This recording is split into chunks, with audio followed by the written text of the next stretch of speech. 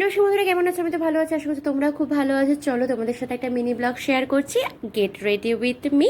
ভালো করে আমি হেয়ারটাকে ব্রাশ করে নিলাম, ভালো করে মুখটাকে কিন্তু আমি ক্লিন করে নিয়েছি। দেন আমি সিরাম অ্যাপ্লাই করলাম, দেন কিন্তু আমি ময়শ্চারাইজার অ্যাপ্লাই করলাম। ভালো করে অ্যাপ্লাইটা কিন্তু করতে লাগবে, কোনো পজিশন যেন ফাঁকা না থাকে।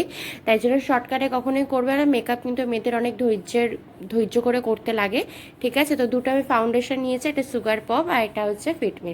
ভালো করে মিক্সড করার পর দেখো আমি কিভাবে নিচ্ছি ড্রপ, একটু একটু করে ড্রপ নিচ্ছে, কারণ সারা মুখে আমি এক গাদা ফাউন্ডেশন কখনোই নেব না।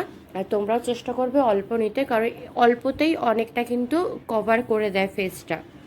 আগের দিন বলেছিলাম না আমার মুখে অনেক র্যাশেস উঠেছে, দেখেছো সব কিন্তু ক্লিন হয়ে গেছে।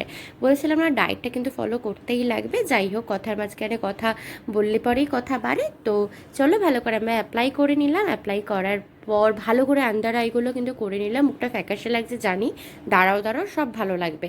তো আমি এটা কম্প্যাক্টটা ইউজ করে নিলাম।